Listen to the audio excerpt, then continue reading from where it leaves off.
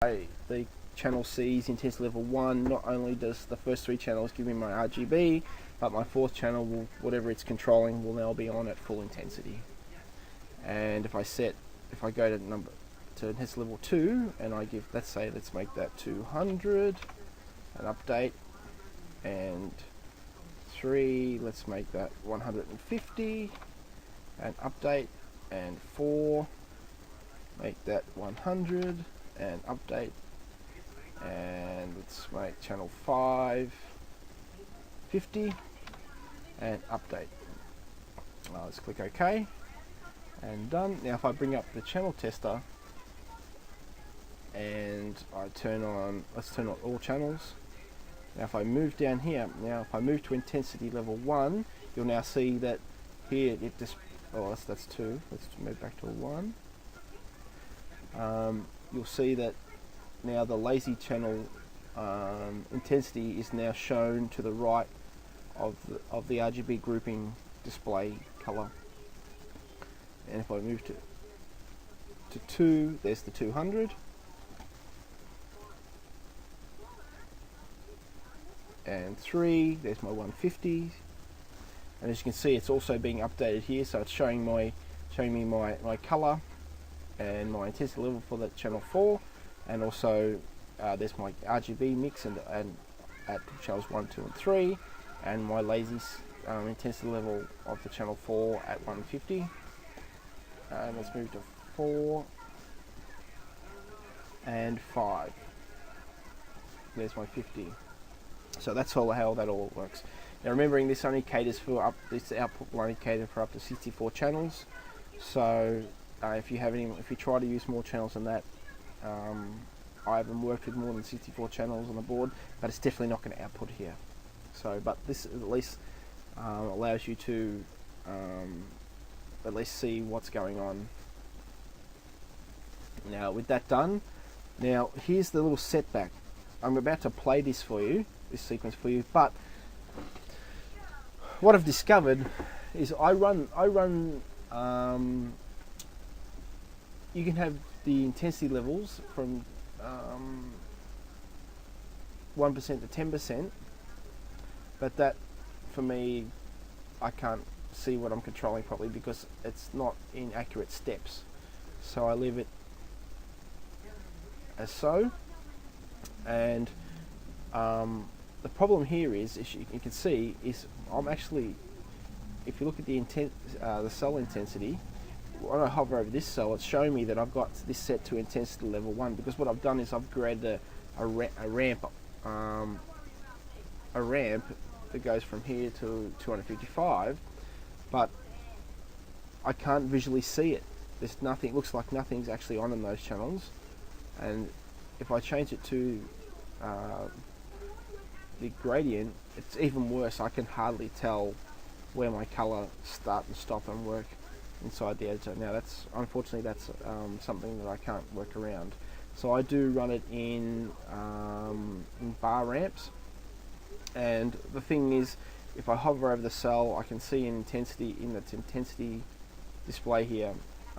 Here's 1, 2, 3, 4, and I have nothing still until intensity to intensity 13. When I step in at intensity 14, I can see one bar, one level of intensity in the sequence editor, but that only displays the same right up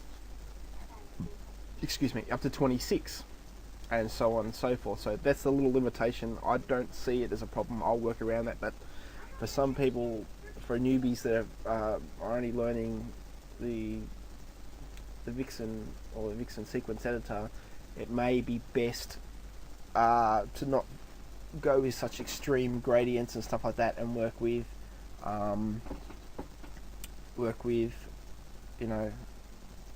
large, don't set as many colors, and set each color at a visual step, so that then you can see where you're going as far as visualization. Let's play this sequence and look at how we go. The editor pops up, and you'll see now how all the outputs are being refreshed on here, and overlay 255 the colours now like changing from my blue and verging to my red. And this looks awesome in actual output RGB, and it will work its way right up to 255, and then restart.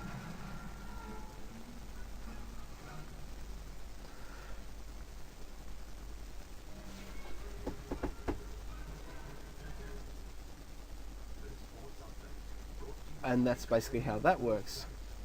Now, if I stop this, bring up the setup editor. Now this is where it really gets cool. I'll show you one little thing about this. Really gets cool. Now let's leave it, leave intensity level at 1, and let's make intensity level 50. Let's say yellow. And update, and now let's create a gradient between 1 and 50, and update that, and let's move to intensity 100, and let's make that let's say green, and update, and now create a gradient between 50 and 100, update, and now let's change the color of 150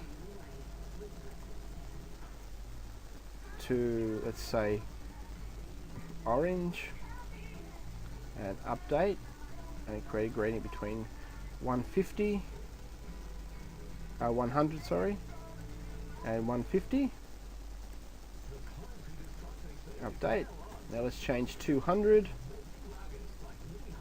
Let's set a color of 200 to